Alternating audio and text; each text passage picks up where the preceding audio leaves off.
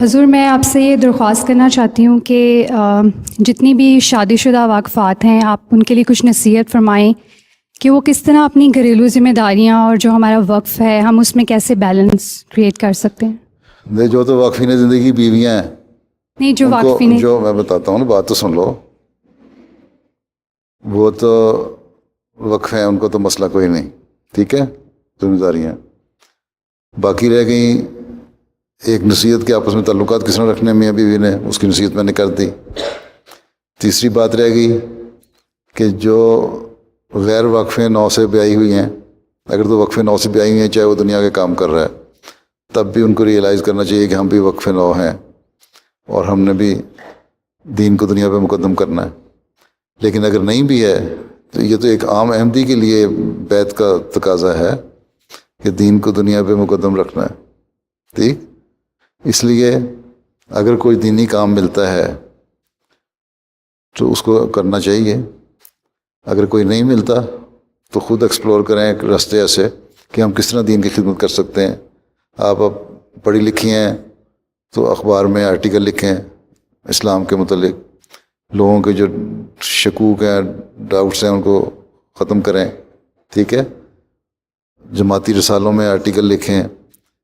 تربیت کے لیے اگر ہے وہ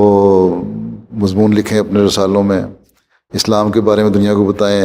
اگر وقت ہو تو لٹریچر لے کے تقسیم کریں، اپنے دوستوں میں کا جو اپنا دائرہ ہے اس کو بڑھائیں اور ان کو اسلام کے بارے میں بتائیں۔ یہاں بہت سے موقع مل سکتے ہیں۔ اپنے یہ کہنا کہ ہم گھر میں وقت کس طرح دیں اور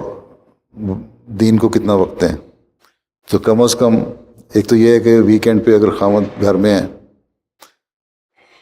تو اگر کوئی خدمت دین کی سپرد بھی ہوئی ہے نا، تب بھی کم از کم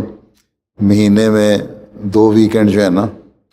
وہ اگر خاوند کے ساتھ پروگرام بنتا ہے باہر نکلنے کا، بچوں کے ساتھ جائیں۔ دوسرے، جو دین کا علم خود گھر میں بیٹھ کے پڑھاتی رہیں، اگر علاوہ گھر کے کام کرنے کے۔ یہ نہیں کہ خاوند گھر آئے تو کھانا بھی نہ پکا ہو، بچے اسکول سے آئیں تو ان کو کہہ دیا جاؤ فریج میں سے نکال لو، کیلا کھا لو یا سیب کھا لو یا ٹوسٹ نکال کے مکھن لگا کے کھا لو۔ نہیں، بیوی کا کام ہے کہ خاوند گھر میں آئے تو گھر ٹکا ٹکایا بھی ہو، صاف ستھرا بھی ہو اور کھانا بھی پکا ہو۔ بچے گھر میں آئیں اسکول سے تو ان کو پتہ ہو ماں کے پاس جائیں گے تو ہاں ہمیں محبت بھی ملے گی، پیار بھی ملے گا، اور بھوکے اسکول سے آئے ہیں تو ہمیں اللہ ماں نے اچھا کھانا بھی پکایا ہوگا۔